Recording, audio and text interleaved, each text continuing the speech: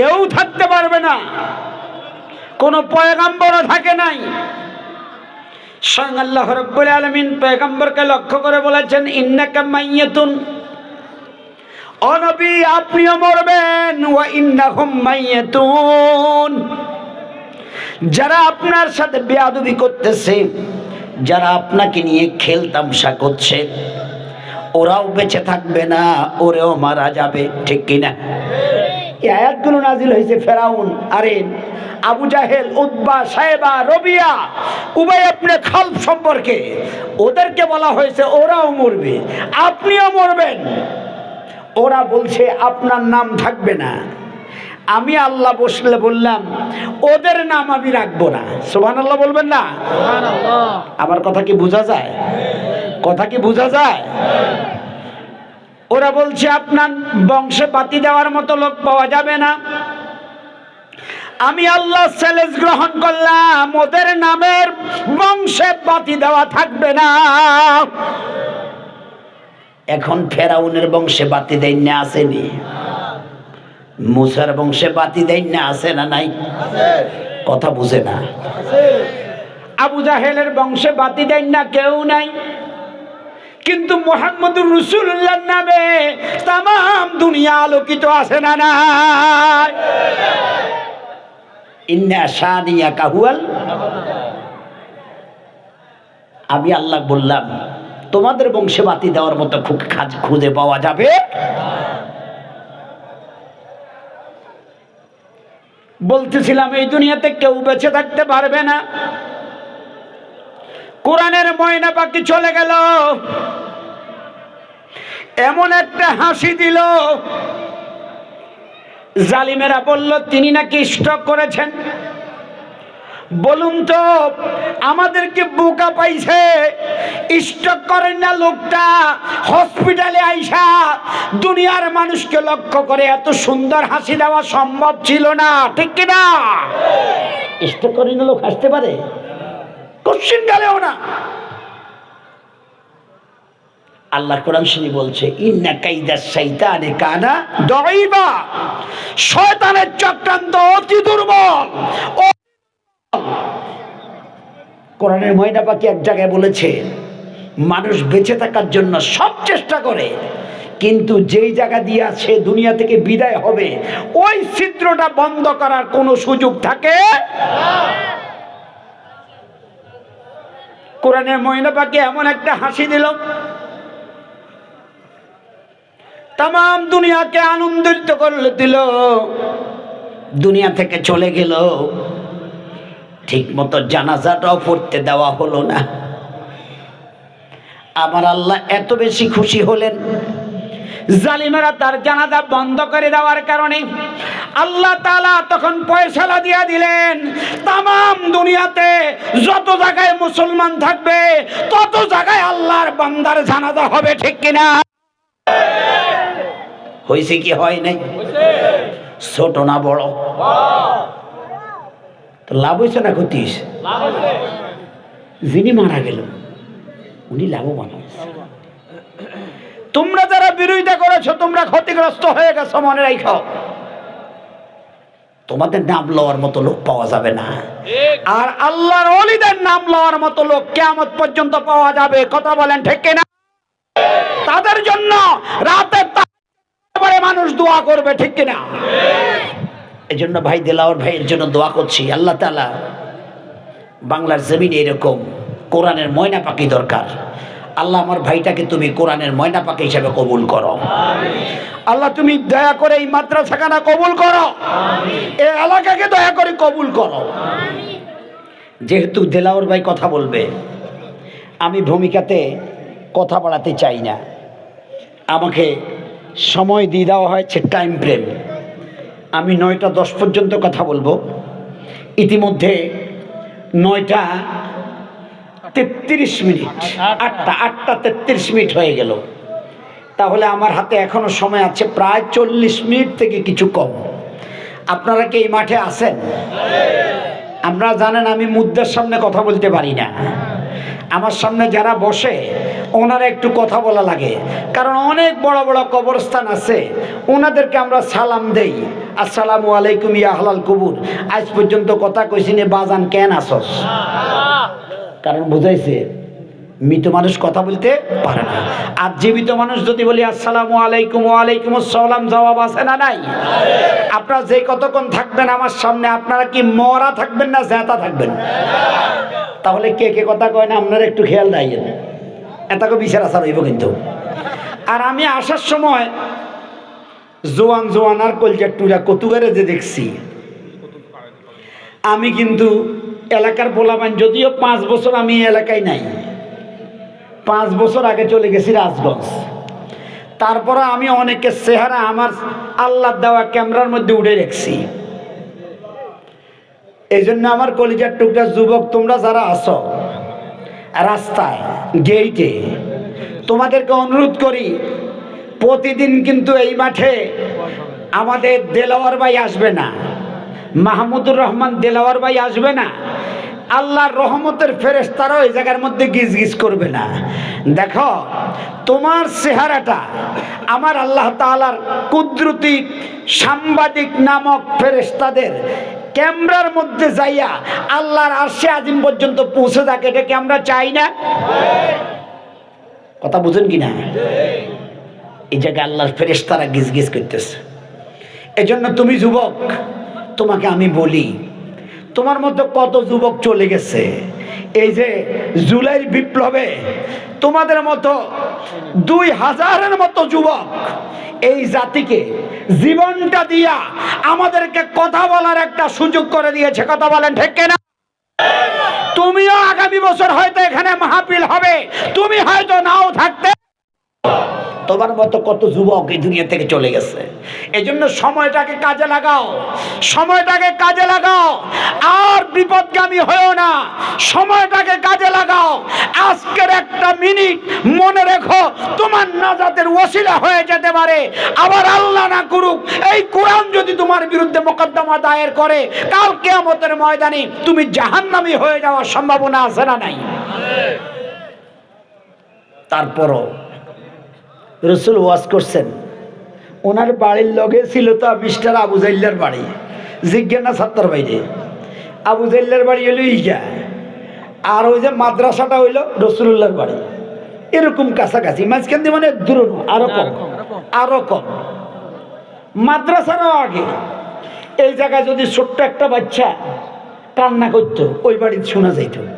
এই বাড়িতে যদি একটু মা বোনরা তরকারি রান্নার সময়, আগে আমাদের মাছাসিরা করতো কি, তরকারির মধ্যে একটু তেল লাগাই দিত, ঠিক না? এই মুরব্বীরা কথা কন না, কথা কন না কা? এই বাড়িতে একটু তেল লাগাইলে পরে ওই বাড়িতে গ্রাম আসতো।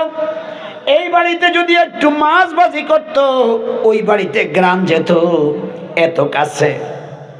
কিন্তু পোড়া কপালে জোড়া লাগে না, যেই রাসূল এখানে এত কাছে ছিল, যেই রাসূল এখান থেকে কোরআন তেলাওয়াত করত, কোরআনের কথা বলতো, আবু জাইল্লার কানে সেই কোরআন পুছতো না, ঠিক কিনা? কিন্তু কোথায়কার বেলাল, বাড়ি হলো ইথিওপিয়া, হাফসা, গিপার গোত্রের আবু যর, কত দূরের মানুষ। আমার আল্লাহ তাকে পছন্দ করেছে, ভালোবেসেছে। রাসূলুল্লাহ দাওয়াত দেওয়া লাগে নাই, আল্লাহ তাকে কবুল করে মক্কায় নিয়ে আইসা কিয়ামত পর্যন্ত সোনা পরিণত করেছে। কথা বলেন ঠিক কিনা? আর আবু জাইল্লা আল্লাহ তাকে কবুল করে নাই বিদায় রাসূলের বিরোধিতা করেছে। এজন্য কিয়ামত পর্যন্ত তার বাড়ির মধ্যে টয়লেটের ব্যবস্থা আছে না? আমি বিশ্বাস করি কোন সৌভাগ্যশীল মানুষের জন্য এই মাহফিল বদদুয়ার পাত্র হবে না। এজন্য আমি আমার কলিজার টুকরো যুবকদেরকে বলবো, যারা দাঁড়িয়ে আছো ভাই, একটু আসো। তোমাদেরকে ভালোবাসতেন মুহাম্মদ সাল্লাল্লাহু আলাইহি ওয়াসাল্লাম, তোমরা ইসলাম থেকে দূরে সরে থাকো না। যুবকরা সব সময় নবীর হাতের লাঠি ছিল, আর যারা বুড়োরা ছিল তারা নবীর বিরোধিতা করত। আপনি ইতিহাস দেখেন, ওমর যুবক ছিল, খালিদ বিন ওলীদ যুবক ছিল, বেলাল যুবক ছিল, এইভাবে করে আলী যুবক ছিল, আর বুড়ো ছিল আবু জাহেল, উতবা, সাইবা, রবিয়া। তারা করেছে বিরোধিতা। আজ যুবকরা করেছে ইসলামের পক্ষে গুরুত্বপূর্ণ দায় দায়িত্ব। আমার দেশের স্বাধীনতার আন্দোলনে যুবকরা বেশি ভূমিকা রেখেছে। আমার মায়ের জন্য যুবক ভূমিকা রেখেছে। দ্বিতীয়বার স্বাধীনতা যুদ্ধে যুবকের বিনিময়ে অর্জিত হয়েছে। কথা বলেন ঠিক কিনা? ও আল্লাহ, তুমি যুবকদেরকে হেদায়েতের মতো দৌলত দান করো। রাসূল বলছে, তোমরা যদি মাহফিলে আসো, তোমরা যদি নামাজ পড়ো, তোমরা যদি কোরআনের পক্ষে থাকো, তোমরা যদি আল্লাহর দ্বীনের পক্ষে থাকো, কিয়ামতের ময়দানে আল্লাহ রাসূল বলছে স্বয়ং আল্লাহ তাআলা তার আরশে আজিমের নিচে তোমাদেরকে জায়গা করে দিবে। রাসূল বলছেন, সাবাতুন ইযিল্লুহুমুল্লাহু লা যাল্লা ইল্লা যাল্লাহু। বিশ্বনবী বলেছেন, যেদিন তামার জমিনে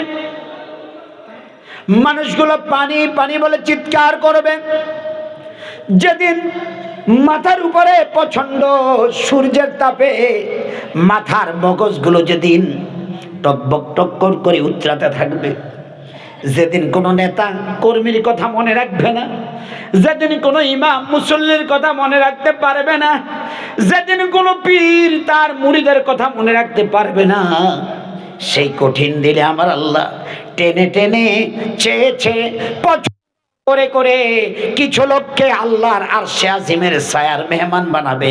যেদিন আল্লাহর আরশের ছায়া ব্যতীত আর একটা পাতার কোনো ছায়া পাওয়া যাবে না। সেখানে আল্লাহ রাসূল বলছেন, ওয়া শাবুন নাশা ফি ইবাদাতিল্লাহ। সেদিন আমার আল্লাহ তাআলা যুবকদেরকে ডেকে আনবে।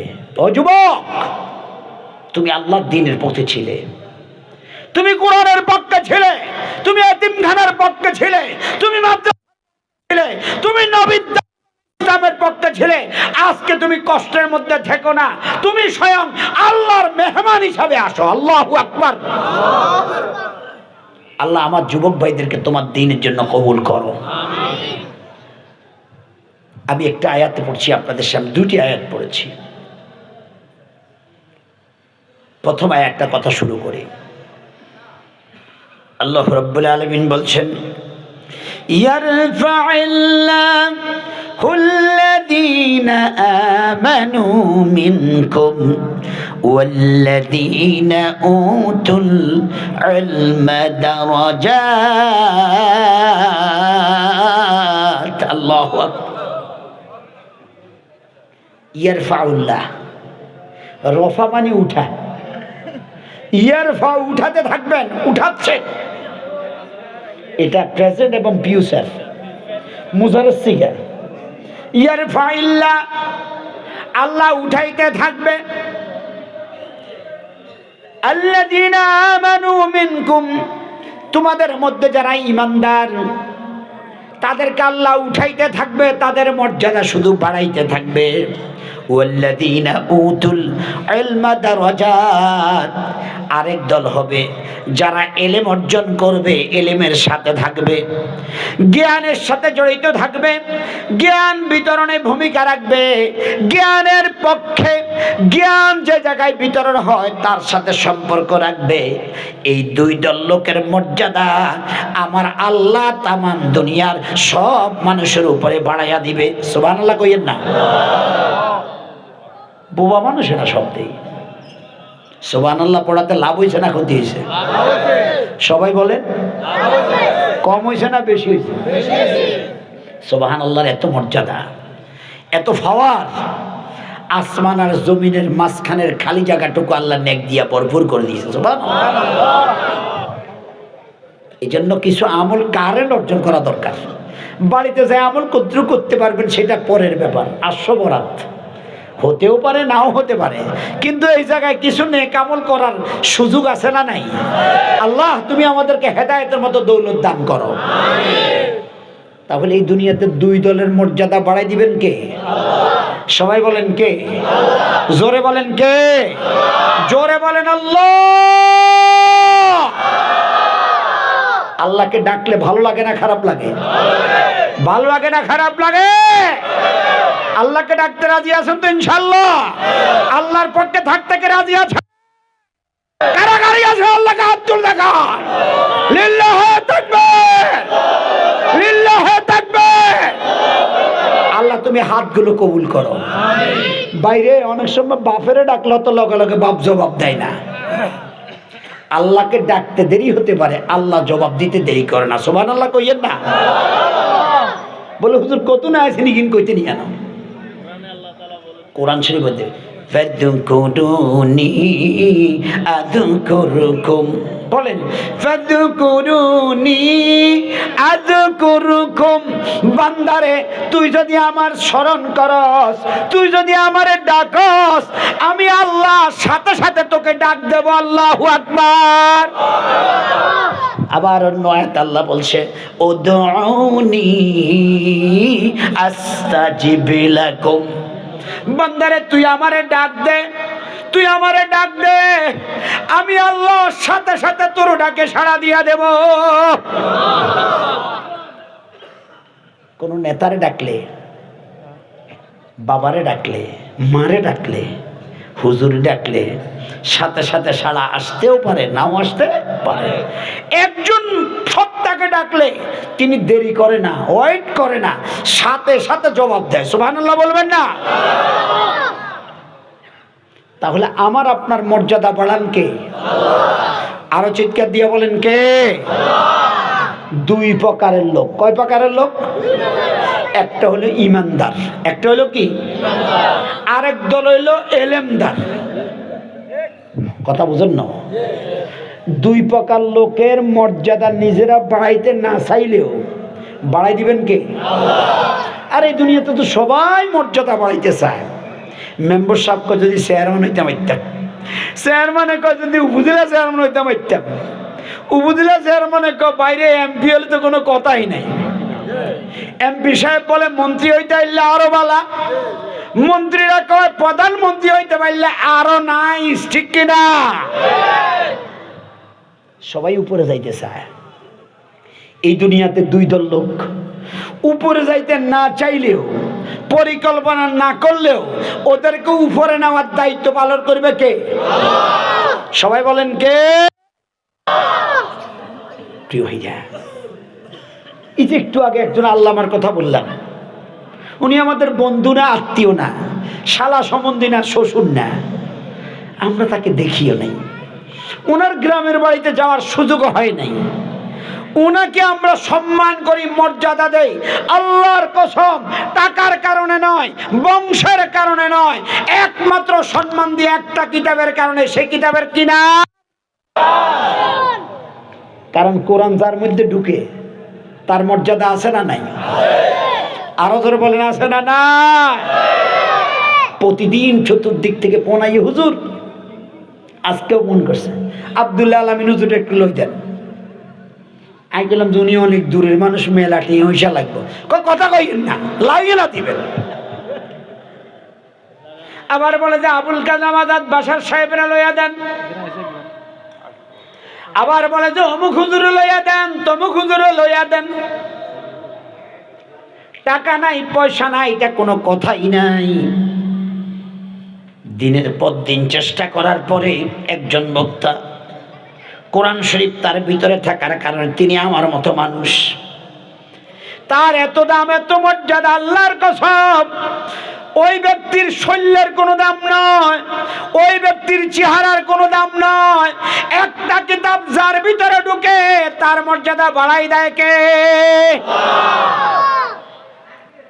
এই মাদ্রাসাগুলো দেওয়া হয়েছে ওই মানুষের মর্যাদা বাড়ানোর জন্য, যার বুকের মধ্যে কোরআন ঢুকলে পরে ওই ব্যক্তির মর্যাদা বাড়াই দিবেন কে?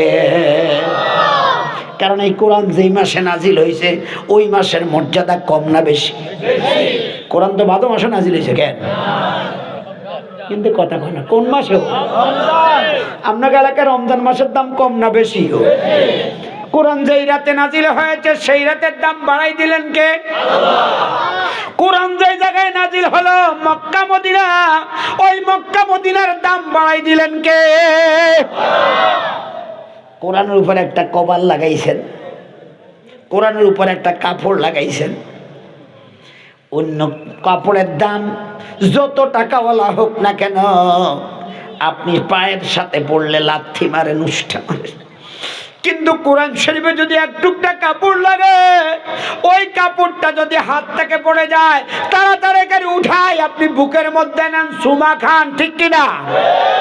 এটা কি কোরআনের বাহাদুরি নাকি কাপড়ের বাহাদুরি?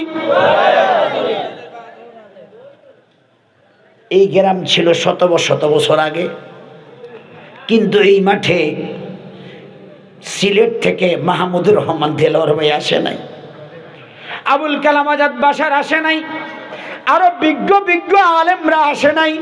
যখন এখানে কোরআনের একটা প্রতিষ্ঠান হয়েছে, এখানে দামি আলেমের আবির্ভাব হয়েছে, ঠিক কিনা? তাহলে এই এলাকার মর্যাদা বাড়াই দিছে। এইটা কি একটা কিতাব, সেটা কি? বলেন কি? সেই কোরআন কি মানতে রাজি আছেন? এই কোরআনটাকে আপনার সিনার মধ্যে ঢুকাইতে রাজি আছেন? এই কোরআনটা আপনার সন্তানের দিমাগের মধ্যে ঢুকাইতে রাজি আছেন? যদি আপনি রাজি হয়ে থাকেন, আপনার মর্যাদা দুনিয়ার মানুষ হয়তো কম দেবে, আপনার মর্যাদা একজন বাড়াই দিবে, তিনি কে? বিশ্বাস হয়তো? বিশ্বাস হয়তো? আর একদল লোক হইল কি? ইমানদার। আর একদল লোককে সবাই কথা কয় না। একদল হইল এলেমদার, আর একদল হইল কি? ইমানদার। ভাইও, এই দুনিয়াতে মানুষ টাকার লাই কত কিছু করে কিনা?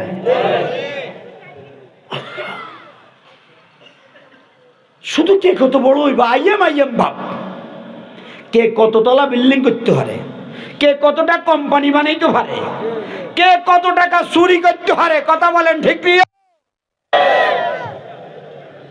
দীর্ঘ সময় ধরে বিশ্বব্যাপী ইসলামের পক্ষে শক্তির উপর একটা বিপদ গিয়েছে, বাংলাদেশেও গিয়েছে, ঠিক কিনা?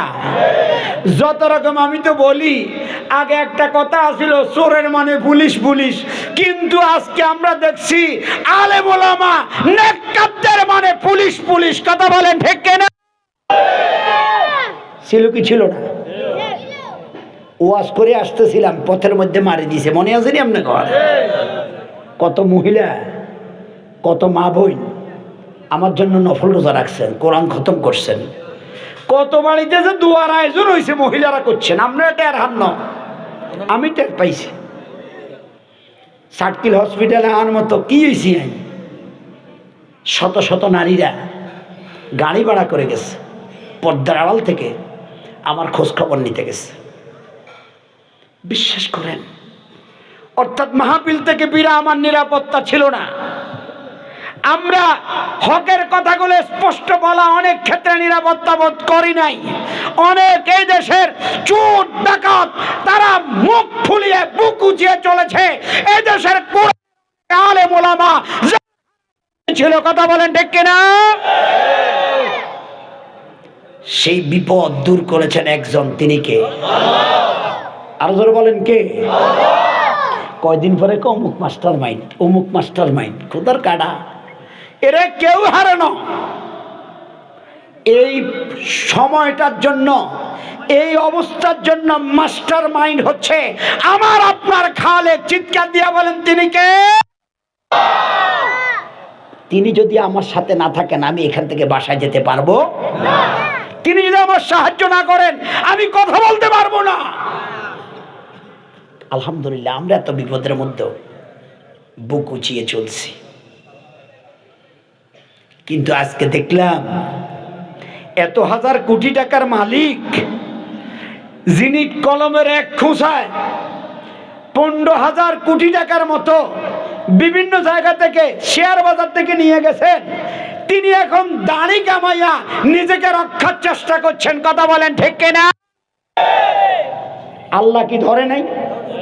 কথা বলেন না কেন? আল্লাহ কি ধরে নাই? কথাকে আসতে বলবেন না, আওয়াজ দিয়ে বলেন, আল্লাহ কি ধরে কি ধরে না? আল্লাহ ধরা আছে না? না। অতএব আমরা শিক্ষা গ্রহণ করবো। আমি মহিউদ্দিন আজান একটু পাওয়ার পাইছি, এই জন্য যা ইচ্ছা তাই বলবো, হতে পারে না, তবে অন্যায়ের ব্যাপারে আমাকে কথা বলতেই হবে, ঠিক কিনা? আল্লাহ আমাদেরকে বুঝার তৌফিক দাও, আল্লাহ আমাকে বুঝার তৌফিক দাও, আল্লাহ আমাদের হেদায়েতের মধ্যে দৌলত দাও। কথাটা বলছি, কত টাকা দরকার একজন মানুষের? কত হাজার কোটি টাকা দরকার? কয়টা বাড়ি দরকার? কত দূর দারুণ! আপনারা লক্ষ্য করছেন কিনা, এই যে বসুন্ধরার পাশে আরেকটা বড় মার্কেট আছে না, গেটে ঢুকতে বাম পাশে পড়ে যমুনা ফিউচার পার্ক। হ্যাঁ হ্যাঁ, বাবুল সাহেবের, নুরুল ইসলাম বাবুল, ভাইও ওনার ওয়াইফ হয়েছে সালমা ইসলাম, অ্যাডভোকেট, জাতীয় পার্টির এমপি ছিলেন, আবার উনি আবার প্রতিমন্ত্রীও ছিলেন। উনি মারা গেছে আজকে মনে হয় 8-10 বছর আগে। তো এত বছর হয় না, মারা গেছে ইসলাম বাবুল মারা গেছে কত আগে, বাবুল মিয়া মারা গেছে। তো বাবুল মিয়ার কবর দেখছি কুঙ্গে ফেসবুকে দিয়ে দিয়েছে খোদার কাটা। দেখতেছি যে 4 কিয়ার দি বাঁশের দিয়া বেড়া আর দি মনে হয় যেন গুলে না কি এই মাটি টাড়ি বার করে রাখছে। আপনারা দেখছেন কিনা? আমার মনে আছে। তখন আমি এই ছবিটা দেখে আমি বড় আফসোস করেছি, আহারে আমার এই ভাইটার কত টাকা, আমার এই ভাইটা কত কিছু না করছে, কত জায়গা যাকে নিজে দখল করছে, কিনছে 10 গুন্ডা 5 গুন্ডা টেপে বালাইয়া আরেকজন তো নিজে মালিকানা নিয়ে নিছে। আজকে সব কিছু রয়ে গেছে, তিনি চলে গেছে। আজকে তার কবরের মধ্যে গুলে মাটি উড়ায়, আজকে তার কবরের মধ্যে দেখার কেউ নেই। আল্লাহর কসম, তার 1 টাকাও তার কোনো উপকার দিতে পারে না। কথা বলে ঠিক না?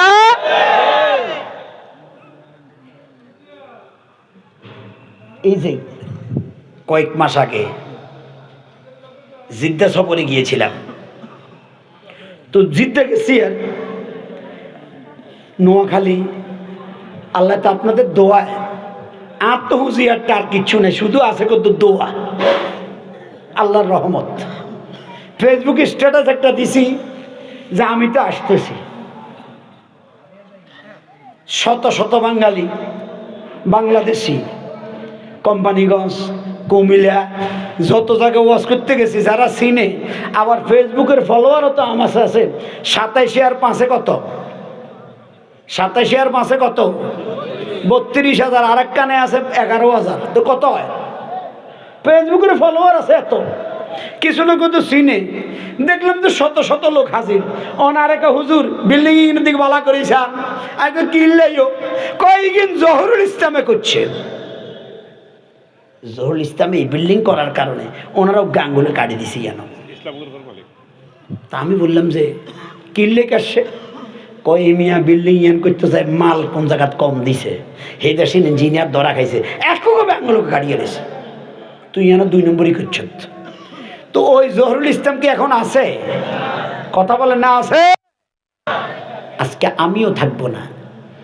পৃথিবীতে কেউ স্থায়ী হয় না, হোক না সে ফিরাউন কি ভানমরুদ, কেউ ভবে চিরকাল রয় না। আমি আপনি আজকে কত কিছু করছি। আমার সাত্তার ভাই সামনে পাশে বসা, ওনার প্রশংসা করছি না। ওনার মতো 4 কিলের টাকাওয়ালা লোক কি আর নাই? আর কানে কমনি, এখানে আসতে কইয়েন, আসেন আসেনি? কত টাকাওয়ালা আছে আমি জানি, কিন্তু মরে যাওয়ার পরে কিছু থাকবে না। কিন্তু এই মাদ্রাসার মধ্যে থাকতো না। এদিকে লোক রাখবো না, কষ্ট আছে আপনাকে, থাকবো নিও, থাকবো নি, থাকবো তো, এই মসজিদ থাকবো তো, দিনের কাজ থাকবে তো, বিশ্বাস করেন এটা থাকবো। আপনার এই জন্য এই মাদ্রাসার পাশে থাকতে কি রাজি আছেন ইনশাল্লাহ? আমার বিরুদ্ধে একটা অভিযোগ করছে এখান থেকে, হুজুরে দাওয়াত দিলাম কে মিয়াঙ্গ মাদ্রাসার ওয়াজ মোড়াও করে না। আজ যতবার আইসি মাদ্রাসার ওয়াজ তো করছি বেশিরভাগ, তারপরে আঙ্গ এলাকার কত টাকা কালেকশন করছি এই মাহফিলে আই, কিন্তু কিছু নিন্দুক আছে ইগুনের জীবন দিয়া লাইলো এগুলো স্বীকার করতো না। মোরগে অজ্ঞা জবাব করি রাঞ্চিয়ার অজ্ঞাকে হারাম হওয়া দেয় না, মোরগে কা আহারে আজ জীবনটা দিয়ে দিছি ইয়াকে হওয়া দেয় না, মুরগে কা জীবনটা দিছি তারপরে হাতে কয় কি হয় না, ওর কথা কয় না কা। এখন এই মাদ্রাসা কিয়ামত পর্যন্ত থাকবে, থাকবে কি থাকবে না? কথা বলেন, থাকবে কি থাকবে না? দেখুন আমি চলে যাব, আপনি চলে যাবেন, কিন্তু এই মাহফিল থাকবে, এই মাদ্রাসা থাকবে, এখানে কোরআন পড়বে, এখানে কোরআন তেলাওয়াত চলবে, এখানে মাসলা মাসাইল শিক্ষা চলবে, এখান থেকে হাফেজে কোরআন বের হবে। জোরে বলেন ইনশাআল্লাহ। থাকবে কিনা? থাকবে কিনা? আল্লাহ তুমি মাদ্রাসাখানা কবুল করো। তো বলতেছিলাম ইমানের কারণে মর্যাদা বাড়ে। আমরা তো মনে করে টিয়া হইসা গাড়ি বাড়ি ক্ষমতা থাকলে মনে হয় মর্যাদা বাড়ে না। দেখেন না, ফেরাউন ছিল তামাম দুনিয়ার ক্ষমতাওয়ালা, ঠিক কিনা? কথা কন না কা? ফেরাউনের কথা কোরআন শরীফে নাই কেন? কিন্তু ভাই কোরআন শরীফ এত পবিত্র নাম কোরআন শরীফ, তুই কেন ফেরাউনের কথা কইলো কা? কোরআন পবিত্র হয় না? আমরা দেশে কিছু হুজুররা ওয়াজ করে আর বন্ধু বান্ধব মহিউদ্দিন হাসান বইবে অত চুরি করছে, অত আকাম করছে কিন কয় কা, অত দুই নম্বরই করছে কিন কয় কা, রাজনীতির কথা কয় কা। কিরে বাইরে তো আল্লাহর কোরআনে শতানের মতো খারাপ কেউ আসেনি, আল্লাহর কোরআনে শতানের কথা আছে না? না, ফেরাউনের কথা আছে না? না, আবু জাইলের কথা আছে না? নাই, নমরুদের কথা আছে না? নাই। ইগুন বলা না খারাপ? কথা কয় না। তাহলে আমিও বর্তমানে তাফসীর করতে হলে বর্তমান সময়ে যারা শতান ফেরাউন নমরুদ আবু জাহেলের ছেলে সামুন্ডা আছে তাদের কথা যদি না বলি তাহলে এটা কোরআনের তাফসীর হবে না, হবে না, হবে না। কথা বলে ঠিক কিনা? কথা কি বুঝছেন আমার? কথা কি বুঝছেন আমার? কিন্তু কিছু ভাই মুখ বেজার, হুজুরা কিন কয় কা, হুজুরে শুধু আসমান উপরের টানা কইব, জমিনের নিচের টানা কইব, মাঝগান দরকার নাই।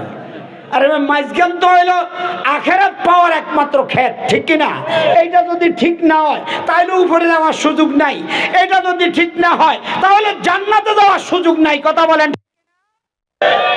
এইটা যদি ঠিক হয় তাহলে আল্লাহ জান্নাত উপরে, আল্লাহ জান্নাতের মধ্যে বেলালের পায়ের আওয়াজ শুনাই দিব কে? শুনাই না? শুনাই না? বেলাল রসুল মেরাজের জান্নাত দেখতে গেছে, হিরিয়াই কয় বেলাল কি কামটা করো তুই? হুজুর কি কর? কি করি? আর মানে আমরা যেসব আমল সেখানে কিন করি। কয় জান্নাত ভিজিট করতে গেছি আর দেখলাম যে আর আগে তোর পায়ের আওয়াজ বাজতেছে, বুঝতে পারছি তুমি আমার আগে জান্নাতে হাঁটতেছ। সুবহানাল্লাহ বলবেন না?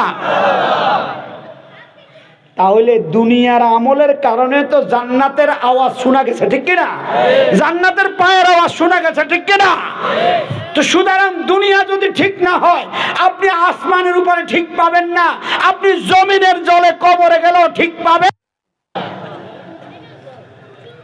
দেখুন ফেরাউন ছিল তামাম দুনিয়ার ক্ষমতাওয়ালা, আর ওনার লগে আসলে মুসা আলাইহিস সালাম, ঠিক না? কথা কয় না? একজন লোকে ফেরাউন, আরেকজন লোকে মুসা। ফেরাউনের আছে সৈন্য সামন্ত, ফেরাউনের আছিল আয়নাঘর। ফেরাউন কথা কইলে লগে লগে মাথা হালাই দিত, ঠিক কিনা? কথা কইলে জেলখানা লয়ে যেত।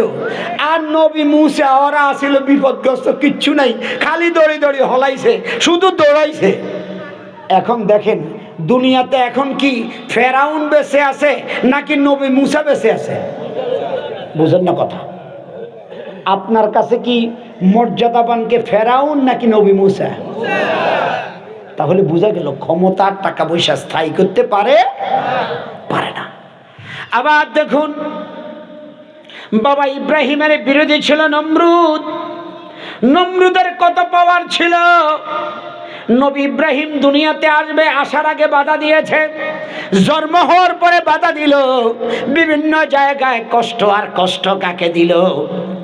ঠিক মতো ঘরে থাকতে দিল না। আজকে দুনিয়ার মানুষের কাছে ইব্রাহিমের মর্যাদা বেশি নাকি নমরুদের মর্যাদা বেশি? সবাই বলতে হবে, কার মর্যাদা বেশি? আবার দেখুন, মক্কার জমিনে বেলালের মতো একজন সাধারণ মানুষ, চেহারা নাই, চামড়াও সুন্দর না, তদুপরি মায়ের খেতে খেতে মরুভূমির তপ্ত আগুনের মধ্যে থাকতে থাকতে মুখটা পর্যন্ত নাই, কথাবার্তা বলতেও ঠিক মতো পারে না। আজকে বলুন, তাকে যে মারছে তার মালিকের নাম ছিল উমাইয়া। উমাইয়ার টাকা ছিল, আবু জাহেলের মন্ত্রী ছিল। বলুন তো, মক্কার কাফেরদের মর্যাদা বেশি নাকি আমার বেলালের মর্যাদা বেশি? গাড়ি নাই, বাড়ি নাই, ক্ষমতা নেই, শুধু আছে মাইর।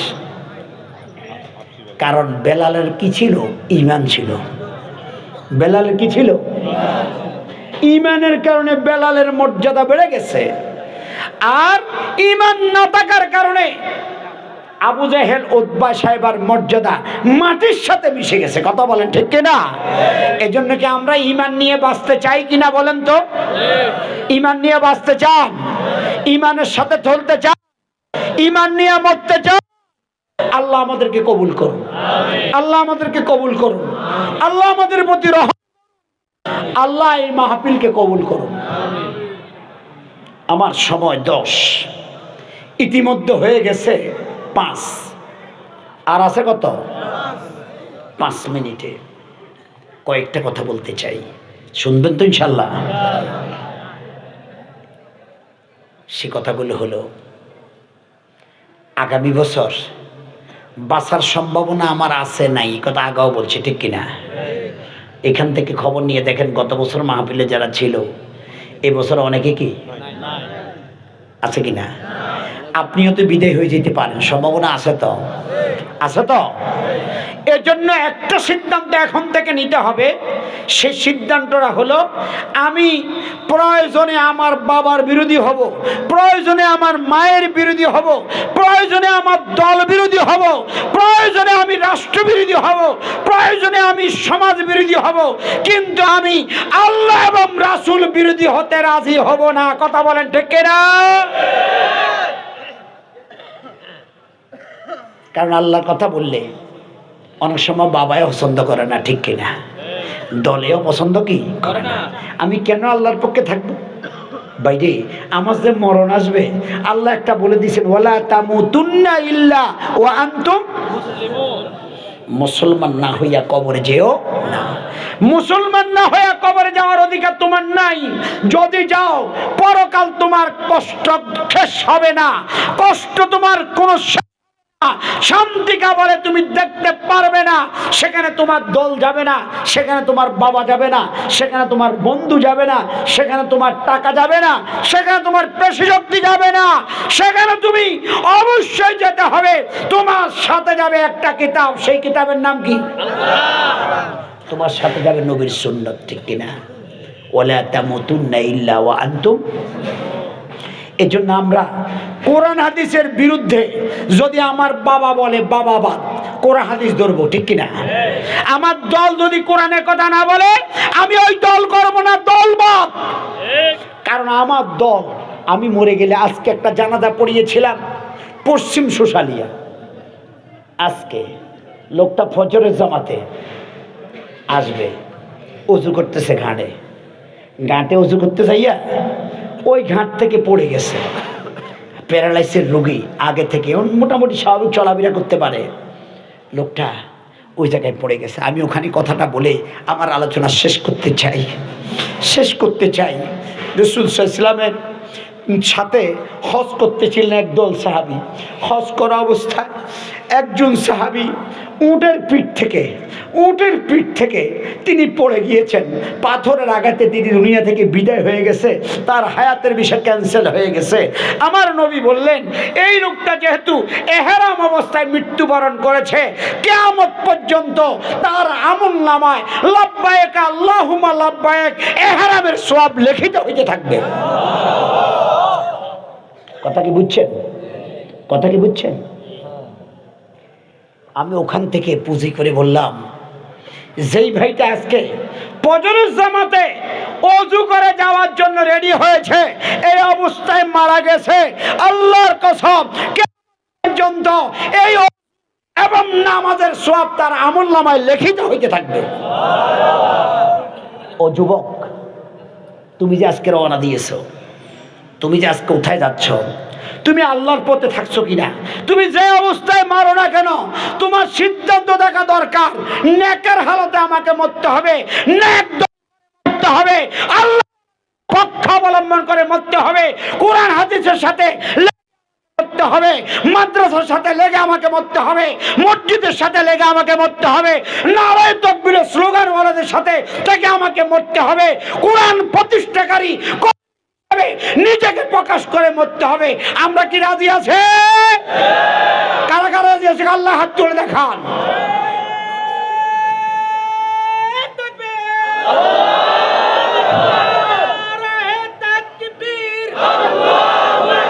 আল্লাহ হাতগুলো কবুল করো, আল্লাহ হাতগুলো কবুল করো। ভাই, আমি আপনার কবরে যাব না, আপনিও আমার কবরে যাবেন না। আমি সর্বশেষ ওই জানাজায় বলেছি, দোস্ত, এই লোকটাকে এখন খাটিয়াতে রাখলাম বাংলাদেশের কোনো নেতার তরিকায়, কোনো পীর সাহেবের তরিকায়, কোনো হুজুর সাহেবের তরিকায়, সরমনাই পীরের তরিকায়, সাইদি হুজুরের তরিকায়, উজানি হুজুরের তরিকায়। ওরা বলল না না, শেখ মুজিবের তরিকায়, জিয়া রহমানের তরিকায়, এরশাদ সাহেবের তরিকায়। এই ব্যক্তিকে কবরে পাঠাচ্ছি আমি নবী মুহাম্মদুল্লাহর তরিকায়। কথা বলেন ঠিক কিনা? তা আপনি মরার সময় নবীর তরিকা ধরবেন, জীবন থাকতে আপনি কদম আলী, সমদ আলী, বদনামিয়া, সকিনা বিবির তরিকা লয়ে আসবেন। আপনি মুনাফিক, আপনি চিটিং। কথা বলেন ঠিক কিনা? এরকম ডুয়েল মানুষ আল্লাহর জান্নাতে যেতে পারে?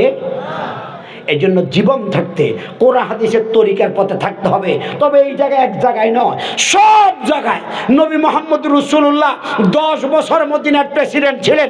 কোন ব্যক্তি যদি চ্যালেঞ্জ করতে পারেন, আমি তার সামনে তার জুতা পিটা খেয়ে চলে যাব লক্ষ জনতার সামনে। আপনি নবীর দাড়ি লইয়া পাগল হয়েছেন, আপনি নবীর টুপি লইয়া পাগল হয়েছেন, আপনি নবীর জিব্বা লইয়া পাগল হয়েছেন, আপনি নবীর মেসওয়াক লইয়া পাগল হয়েছেন। অবশ্যই হওয়া লাগবে, অবশ্যই হওয়া লাগবে। কিন্তু আপনার জীবনে নবীর 10 বছরের একাধারে সুন্নতি পদ্ধতিতে রাষ্ট্র ব্যবস্থা, দিন প্রতিষ্ঠার ব্যাপারে আপনি তৈরি হন নাই, পেরেশান হন নাই, আপনি ওইটার মধ্যে রাজনৈতিক গন্ধ পান, আল্লাহর কসম আপনি পরিপূর্ণ মুমিন হতে পারলেন না। কথা বলেন ঠিক কিনা?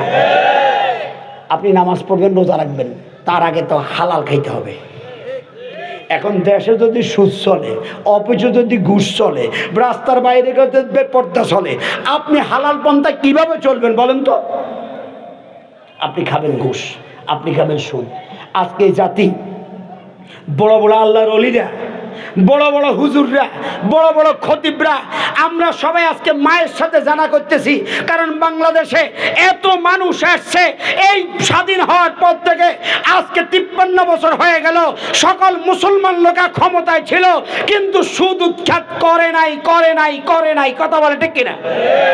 প্রশ্ন করতে পারেন যে হুজুর, আপনারাও তো কিছু হুজুর গেছেন, আপনারা কিচ্ছেন, আপনি তো কথাই কইয়া দিতে পারেন, কিন্তু সংসদে একটা আইন জমা দিতে হইলে, এই দেশের আইনে আছে সংসদের 25 জন এমপির স্বাক্ষর লাগে আইনটা জমা দিতে। একটা আইন পাশ করাইতে 151 জন লাগে সংসদ সদস্য যারা সাপোর্ট দিবে, তাহলে একটা আইন পাশ হবে। বাংলার জমিনে আলেম ওলামারা আজ পর্যন্ত 25 জন পাশ করে নাই, যারা পার্লামেন্টে একটা আইন জমা দিতে পারে।